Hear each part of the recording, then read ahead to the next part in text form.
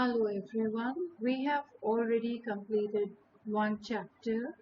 I hope you remember the story of King Arthur that we discussed in the previous video. Now today we will be discussing the question and answers of the same chapter. I'm sure you all must have completed your previous work. Please do make sure that you complete all your question and answers on the chapters, and your notebook should be ready. Right? This is another chapter of your English literature, The Sword in the Stone. Please make sure that you started from a new page, write the name of the chapter, write the date, and copy the new words. Right? After every chapter, they have given new words. You need to write those words and the meaning of it right in front of you. Please do that. Apart from that, we have some questions that we need to discuss. So let's do that. Now on page number 65, they have given the question and answers. Just see. It says answer the following in your own words. So you have to write the answers in your own words. But the best thing is we can discuss so that you have an idea how you can write the answers in your own words, right? Okay, it says question number 1. What did the dragon in the sky foretell?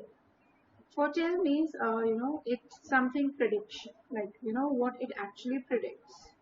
So, I hope you remember while King Uther, he was pacing up and down the, battlement of Tintagel, he saw that suddenly a star, it burst and it changed into a dragon, right?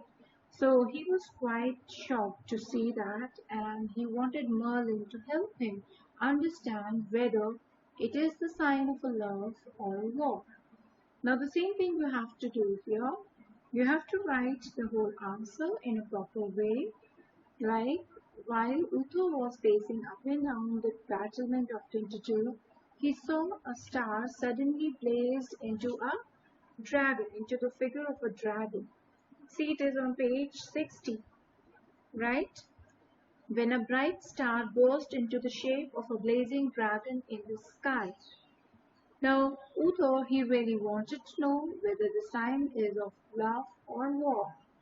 However, Merlin told him that the sign or the dragon in the sky foretells that a great king will be born. Is that clear? So this is how you will write the answer, that a great king will be born. Let's move to the next question. What awkward promise did Uther make and to whom? Now, the moment King saw the star in the sky, the blazing dragon in the sky, he was told by Merlin that a great king will be born. Now, Uther was very excited, however worried, as it was difficult for him to meet his, beloved and to have a son. However, Merlin arranged everything. So when he was with his beloved, he had a son. Now before that, Merlin actually, made him promise that the moment his son will be born, Merlin will take that son away from him. Why Uther made this promise to Merlin? As Merlin told him that great kings need a good upbringing, and your style of life is not quite what it ought to be. Ought to be means should be. So here he says that, see, this promise was actually made by Uther to Merlin, that as soon as his first son will be born, he'll have to give that child to Merlin because of his way of living, or maybe because of his style of living.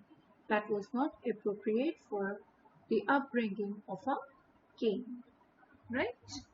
It is on page 61 if you want. See the second para. The answer is there. So you can always see from the book and change it into your own words. Try not to change the meanings or try not to change the important words. Explain the circumstances. Now this maybe they've written it this way. This is part of the same question, second one. Explain the circumstances means under which circumstances he had to make that promise. Uther had to make this promise to Merlin that he would give his first child to him so that he could make him into a great king. Now Uther was actually bound to make that promise because Merlin was the one who was arranging everything for King Uther so that he could actually disguise as Duke of Cornwall, go and meet his beloved. So everything was designed or planned by Merlin. Therefore, King Uther was bound to listen to him and to make that awkward promise. Right? Let's see the next one. How was Hector supposed to look after the baby brought to him by Merlin? Now, after this promise was made, Merlin, when Duke of Cornwall died and King Uther was with his beloved, they had a son. And Merlin took that son from King Uther, and he took that son where it is given again on page 61. Merlin took the bundle carefully, last 4 lines, in his arms and rode with the precious burden to the home of Sir Hector. Sir Hector was a loyal knight, right? Remember that? To Sir Hector, an honest and loyal knight whose castle lay deep in the vales of Old England. Now, Wales means valleys, okay? So here, what else Merlin told Sir Hector? Merlin told Sir Hector that treat him like a son, that you're supposed to treat this child as your son. Teach him to be a true knight. He must learn to be simple and straight before he is noble and great. So it was Sir Hector's responsibility to take care of Merlin, to make sure that he gets the right upbringing, right? So this is what he asked. Okay, this is it. So we just have 4 questions here and I've given all the 4 answers. Now let's move to the reference to context. I'll make this reference to context in the next video, right? Thank you.